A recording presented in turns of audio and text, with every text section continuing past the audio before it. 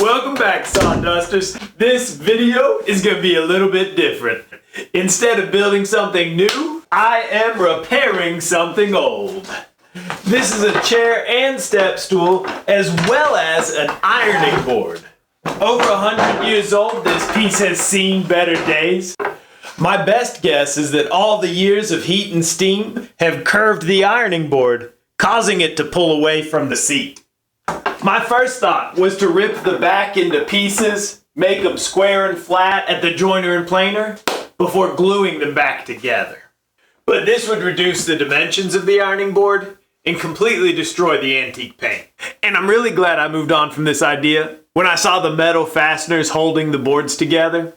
Just one of those would ruin a blade in a hurry. So my next thought was to make two angled rips down the middle. By removing a small V-shaped wedge, the back could become straight again. But this has the downside of ruining the painted stencil on the back of the ironing board. And this is when I get a little more creative in my thinking. Instead of trying to make the whole back flat, let's focus on the joint between the seat and back. If I could scrap a curve into the back of the seat, then it'd be easy enough to join the pieces back together with glue and screws. The only downside to this plan are the metal prongs.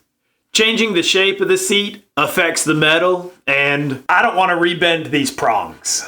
So I stay focused on this joint between the seat and back, but instead of changing the seat, I'm thinking about the back again. And I don't need the entire back to be flat, just where it meets the seat. And that can be accomplished with a dado at the table saw. I've got the blade set to 12 degrees to account for the angle of the back.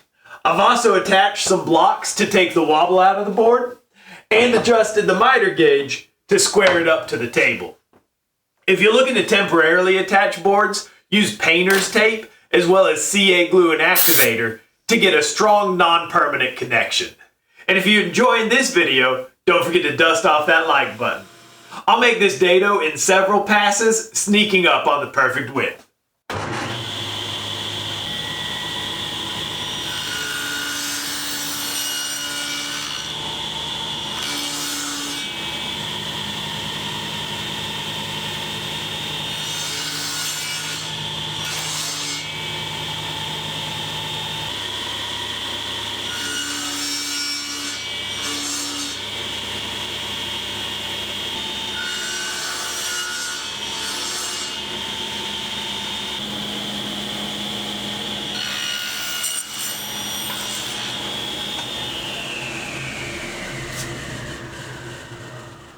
Just need to clean up this dado with a chisel.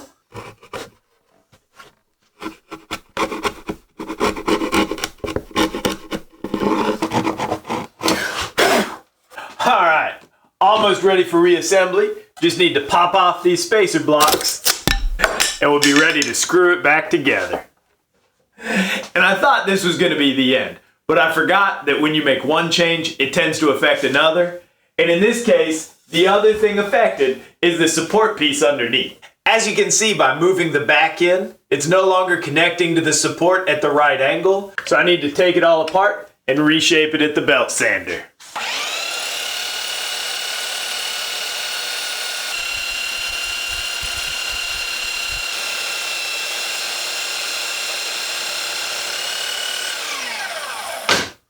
I noticed that some of the screw holes were wallowed out, so I'm replacing a little bit of wood before re-drilling the hole locations so that the screws have plenty of good wood to bite into.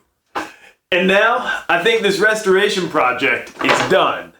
The goal from the beginning was just to reattach the back to the seat. It had warped over time, causing it to pull away and even break some of the wood. But fixing this joint took me down a little bit of a rabbit hole, because then I had to modify the support bracket underneath, and I had to do something about those screws that didn't have enough wood to hold on to.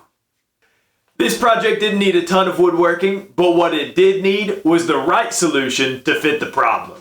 10 years ago, I would have completely rebuilt the back or not taken the project on at all. So I'm really happy that I came up with a simpler and more elegant solution. If you enjoyed this video, then do me the honor of watching this one next. And if you don't have time for that, hit the subscribe button so you don't miss any future projects.